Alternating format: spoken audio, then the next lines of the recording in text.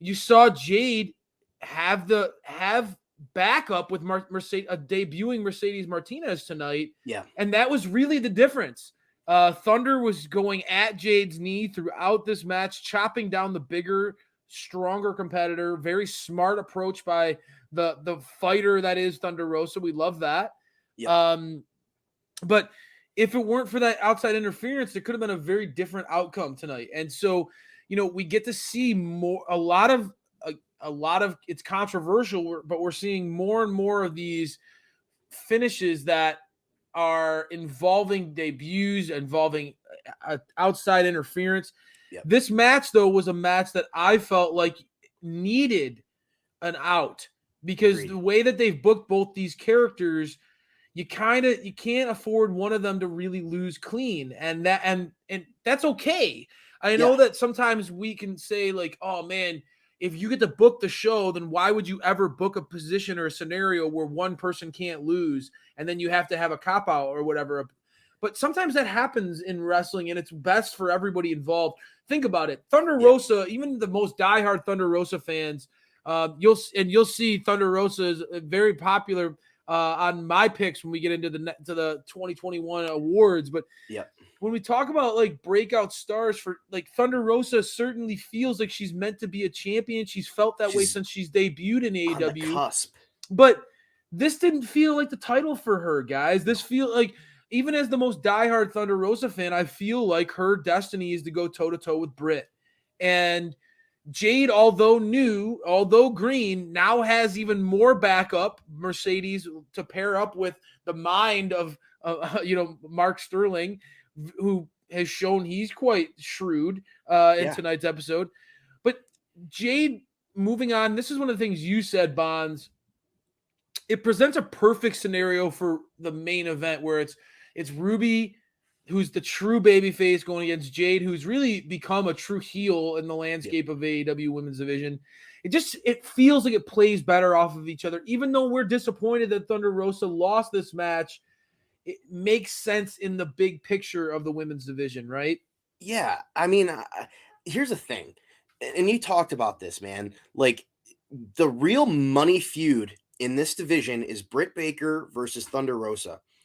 And while that would be awesome if they were both champions, I want it to be for that big main belt. I want them to feud for the AEW Women's Championship. And that's the feud I want to start 2022.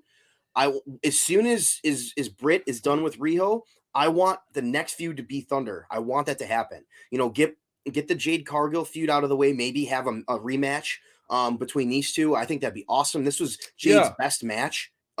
This was Jade's best match, and I don't think it's called that surprising because of her opponent. Thunder is just absolutely fantastic. I always say it. Thunder is the coach in the ring, and she brings the best out of everybody. I knew she would make Jade look the best we've seen her. Yeah, and frankly, that's why I want more matches with Britt. With Thunder, man, because the more we get of that, the better Britt Baker will be, and the better this division is going to be as a whole.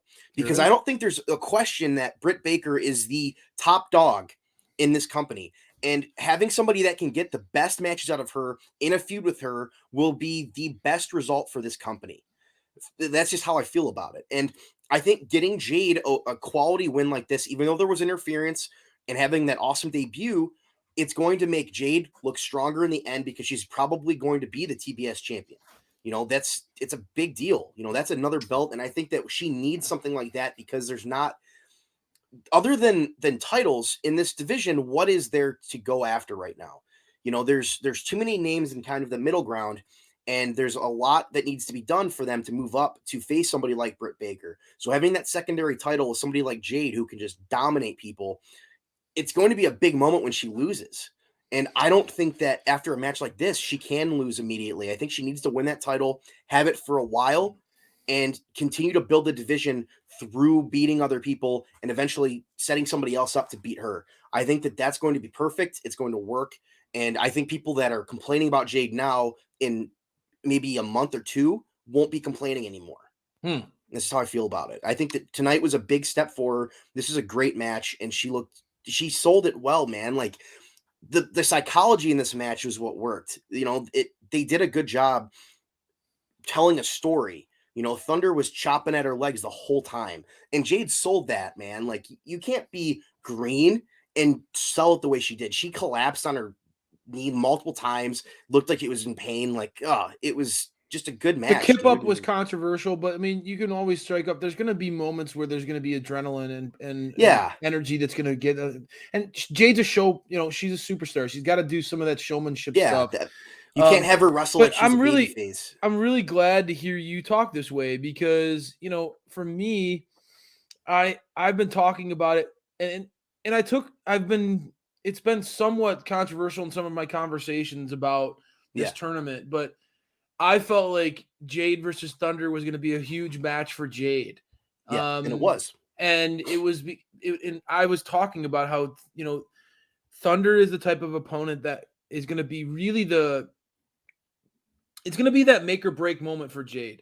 Is Jade going to be able to be a true pro wrestler, or is she just this star? And if she's just a star, then that's okay. We can work with that. She has to be that. But is she a pro wrestler too? And can she go in the ring? Can we move those chips in on Jade?